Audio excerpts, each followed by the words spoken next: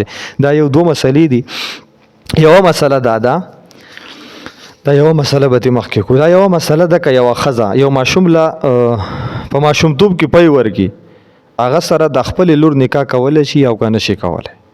کومه زنانه چې ماشوم له پی ورکړي دا یې زوی دی او د دغه زنانه ټولې لوڼه دا د هغه کس خویندې دي، یعنې د دغه بچي خویندې دي. دا یې رضایي مور ده، دا یې رضایي زوی دی او دا لوڼه یې ټول د هغه کس خویندې دي.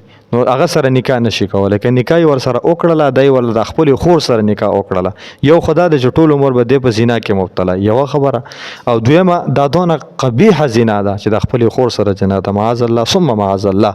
نو دې کې اکثر کتوالی براوالی وشي. په دې کې یو مسله ده، هغه مسله په دې کې دا ده چې یو ماشوم له یو زنانه پی ورکړي دي، یو ماشوم له د دغه زنانه یو ماشوم یعنی بل الک هغه رالګي او د دغه ماشوم د خویندو سره نکاح کوي، نو آیا کولی شي؟ بالکل کولی شي. په صورت د مسله مو پوهه کم. دا یوه زنانه ده، مثلا یو ماشوم له یې پی ورکړي دي. اوس د دغه زنانې چې څونه لوڼه دي دا د دغه الک خویندې دي، خو د دغه الک خویندې د دغه زنانه د ټولو بچو خویندې نه دي، صرف دغه یې بچی دی، صرف دا یې بچی دی، صرف دا د زنانه هم بچی دی او د دې ماشومانو هم ورور او خو دغه الک د دې الک د نورو خویندو سره یا نورو وروڼو سره د هغه نورو بچو سره تعلق نشته دی. نو که دا زنانه خپل د دغه رضاعي بچي د خور سره د خپل یو زوی نکاح کولی شي، خو که خپل د رضاعي بچي له چې دا مې زوی دی دله مې پی ورکړي دي خپله یوه لور وله ورکوم، حاشا وکلا دا نشي کولی.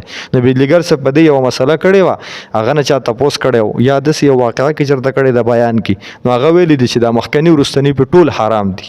نو چې دا خبره یې کړې ده، نو اوس چې دا بله مسله مخې له راشي او موږ په فتوا ورکړو چې او جایز دي، زر راته د بجلیګر صاحب بیان راوړی هغه وایي مخکني وروستني په ټول حرام دي. نو زه ورته یم دا به مخکني وروستني ټول حرام دي، هغه به مخکني وروستني ټول حرام نه دي. هغه د دې خبره کړې د هغې خبره نه ده کړې.